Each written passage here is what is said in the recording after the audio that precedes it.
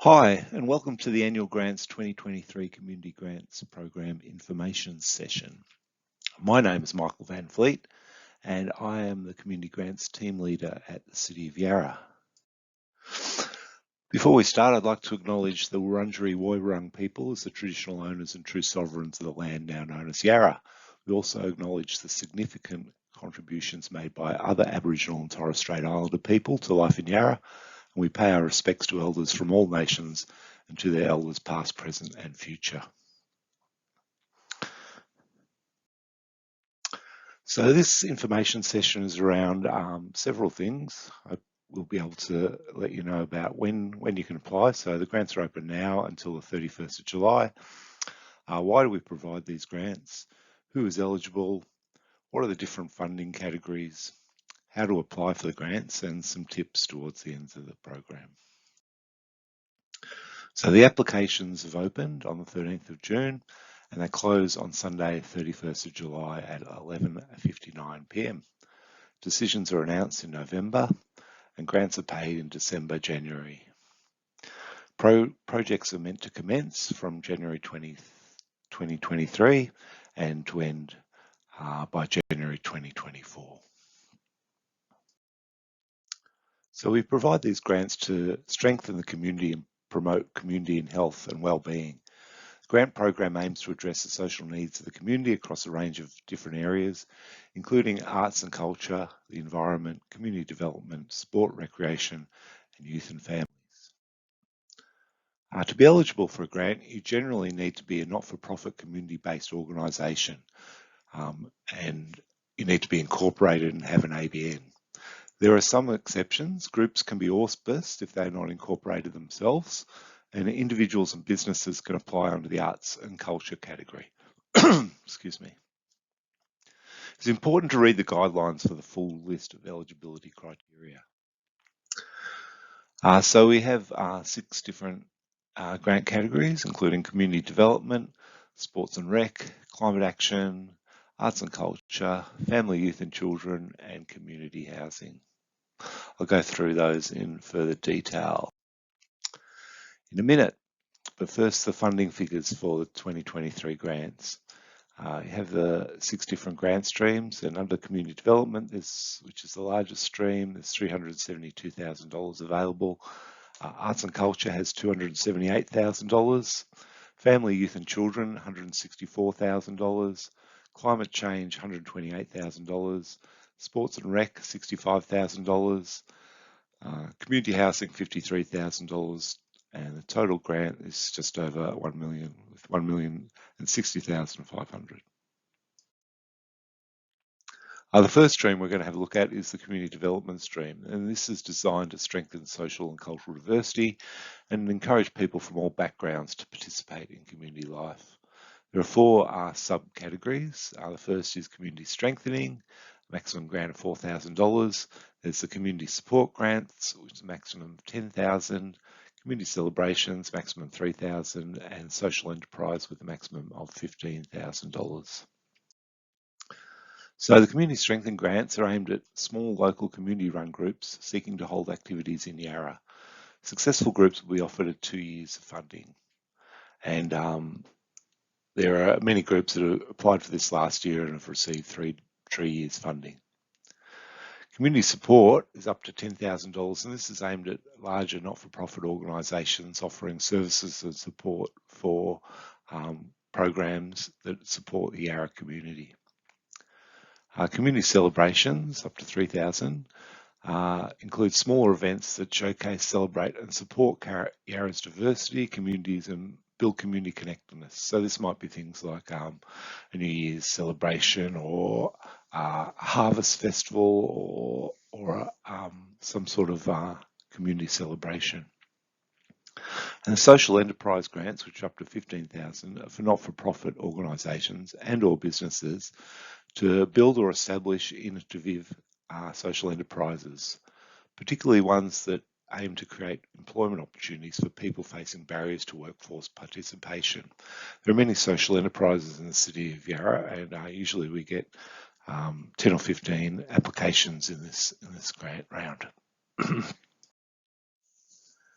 Next grants are the Climate Action Stream, and this grant has actually increased from around $50,000 to $128,000 in the last couple of years. So it's a very popular grant, and it provides funding to initiatives that accelerate community-led climate action at a local level.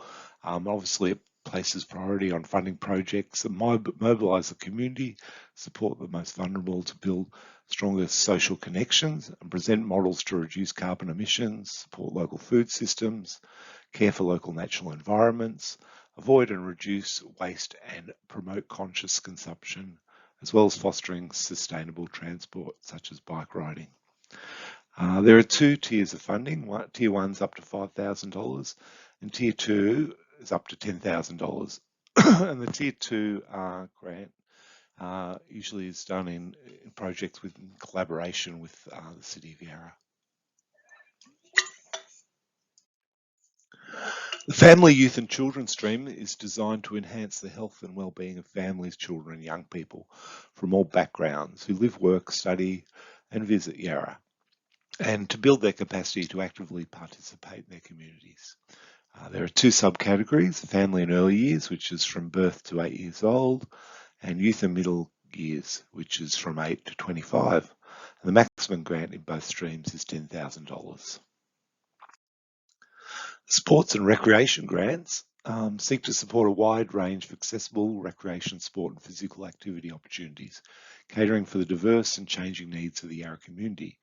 And there are three subcategories: participation initiatives, sports and rec, and coach and volunteer training and education. So I suppose the purpose of the sports and rec grants is to encourage people to get involved in sports and rec, especially those from people who are not so involved with sports, such as people from Aboriginal backgrounds or Cal backgrounds, younger people and females.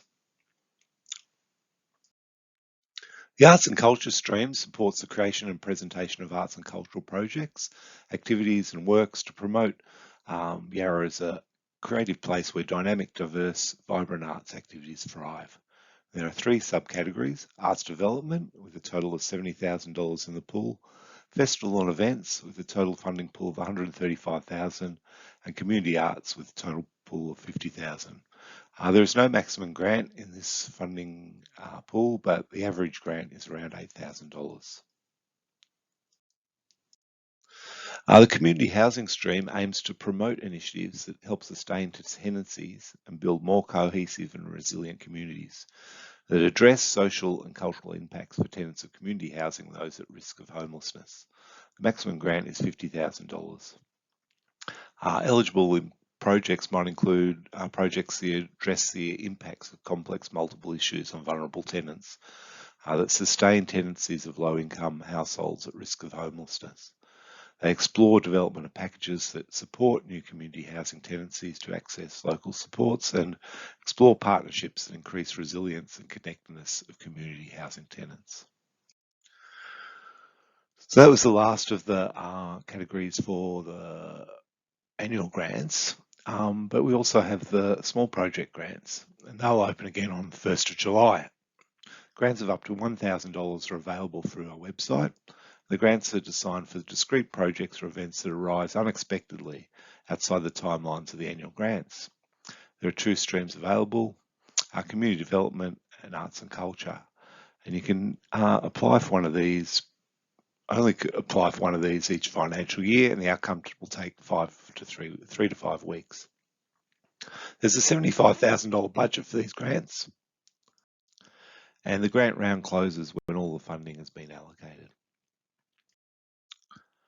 It's also the room to create responsive grants, which also open on the 1st of July. And this program offers quick response grants to help creative spaces and live music venues to stay in the City of Yarra.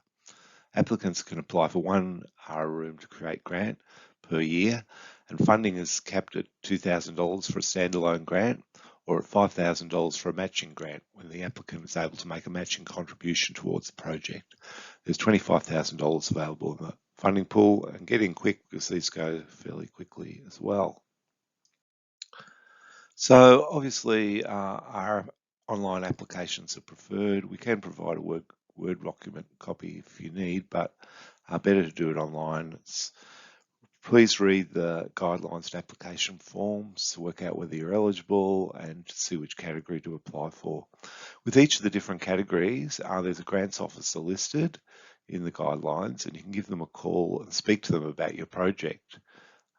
It's a really good idea just to get some hints about how to maybe make your project more eligible and more likely to succeed. Also may give you ideas about other projects that are similar. So the grant form itself looks like this. It's pretty straightforward. If you see on the right hand side, there's the form navigation. So there's say 15 different pages to get through, including stuff about your details, the funding category, project location, the details, budget stuff about documentation and so forth. So when applying, be prepared. Community organisations need to provide a financial statement, so have that prepared and ready. Try to keep your budget realistic. We don't like people to go overboard with their budget. They don't, and the budget should, the income and expenditure should add up. We don't want you to make a profit or make a loss. We need quotes if you've got big purchases in your budget, and also try to be reasonable with the figures that you're using. Also, try to avoid jargon. Use plain English. Obviously, the assessors have a lot of applications to read, and the simpler and more straightforward you can put your ideas across will make it easier for them and make it easier for them to identify which projects are worth supporting. Also, have a look at the funding criteria and priorities in the guidelines and try and address these in your application. So that will help them to make their decision as well. And also submit early. Don't leave it to the last minute. A lot of our applications come in on the last day, and they're often very rushed and they're less likely to succeed. So take your time. You've got plenty of time till the end of July, and try and get it in early. Don't leave it to the last minute. So the budget is divided up into 3 sections, which will automatically calculate your totals. There's the cash budget, which is your income.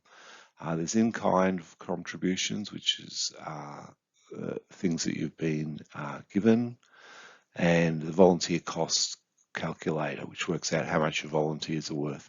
The total income should match the total expenditure in the cash budget. The purpose of the in-kind and volunteer costs is to get the whole scope of the budget, not just the grant amount. And so we can say, we're putting in $5,000 to your project, but the project is in fact worth $20,000. So we're getting great value there. The budget forms look like this. You've got your income on the left, and you put the name of what the income is. Might be from the grant, it might be from donations, it might be from membership fees, it might be from ticket sales. Put that over on the left, and then you say whether it's confirmed or not confirmed, which is the status bar. And then on the right, you have the expenditure, so all those things that you're needing to spend to make the project come alive. And the income and expenditure both calculate automatically, and they should add up to each other. This is what the in-kind form looks like. So you might write free rental at the community house and the estimated value, and you just put that in. The grants are assessed against the following criteria. Firstly, the capacity of the applicant to deliver on the project. So we want to make a judgment about whether you're able to do it. You should have clearly defined project aims, a clearly identified target group if you're looking to work with a community. It should align with the STEAM funding priorities, so have a look at those priorities, as I said before. If you've got it, some evidence of community need for the project to go ahead, some outcomes and evaluation methods. So have a look at how you're going to evaluate the project and provide details of that in the application. Community participation and consultation where possible. And as I said before, a complete and realistic budget. So with the financial statement, all not-for-profit organisations need to provide that with their application. Individuals don't. This could be a copy of the statement you provide to Consumer Affairs each year, and this is required to ensure that the applicant organisations are financially viable. The public liability insurance, so applicants aren't required to provide this document with their application. However, if you're successful, you need to provide it. So, and we expect that the public liability insurance needs to be the value of $20 million. Public liability insurance also could be in the name of the venue where you're holding your event, or if you don't have it for your own organisation. Some grant writing tips now. Try and be concise. Don't assume that the grant assessor knows your group. So if you've applied before and you think and have been successful, it doesn't mean you'll be successful this time around. So make sure that all the information that the assessor needs, they might be a new assessor, is available for them to make their decision. Have a look at what projects have received grants previously. They'll be listed on our website, and to see the kind of things that have been successful. So the big W's, these are the things you need to answer in your application. So these are the key questions that we will need to make our assessment. So we want to know who you are, what you do, why you do it, what's your idea, so what's the purpose of this project. So think big as well as specific. How do you achieve it? How do you go about doing it? What's your project plan? When do you do it? So obviously with the 2023 grants, it needs to be in that calendar year. And I suppose the most important question is, why should Yarra Grants fund you? So why will your application stand out from all the rest? What are the things that make it unique? So after you put your application in, it goes through the assessment process, which takes a couple of months, and then it goes to the council for approval. And that once they've signed off on the recommendations, in November, we'll send you an email with the outcome of your application. If you're successful, a funding grant will be attached to your application on Smarty Grants, which you'll need to complete and submit. And you also need to provide a copy of your public liability insurance if you're an organisation. And if you haven't received a grant before, you'll need to provide your organisation's bank statement showing the account name, BSB and account number. Payment will be made by EFT by the end of January if you've returned your funding agreement, and projects obviously to commence from January 2023. If you miss out on a grant, give us a call for specific feedback. We prepare feedback for each and every application to give some idea about why the grant was rejected. Often it's because there's not enough money to go around for all the good projects, but sometimes there are things you could have done better in your application, and we'll give you some guidance around that. So you'll be able to use that feedback when you next apply. Have a look at who else has been successful and why they might have been successful. And obviously keep in touch with the grants office and maintain a relationship. Also, you might get some guidance about other funding avenues that might be available to support your projects. If you are successful, you need to manage your grant. So set up an evaluation strategy that points out how you can measure whether you've been successful in completing the grant and as you'd written in your application, and also keep a close track of how you're spending your money. So keep a ledger of all expenditure and receipts for over $200, so you can provide them later for your acquittal. And also publicly acknowledge the grant. If you've got any collateral or promotional material, you can ask us for the copy of the Yarra logo, and we'll put that on and put that on your material, saying that Yarra would like to acknowledge that we've supported the grant through supported the project through a grant. So you're required to submit an acquittal report within 2 months of the completion of your project, which includes a financial report and how the funding was spent, along with receipts, and acquittal report is attached to each application on Smarty Grants. If an applicant is overdue or you haven't returned your acquittal from your last grant, you're not eligible for funds in this round. That's only if it's due though. If it's unsubmitted and it's not due yet, that's fine. So here is the details of the people from the grants team, me and Melanie. If you'd like to contact us, there's our phone numbers, our email, and a website. I hope that is a helpful little presentation, and if you have any questions, feel free to contact us anytime in the lead up to the grant round closing. Thank you, and good luck with your application. Bye.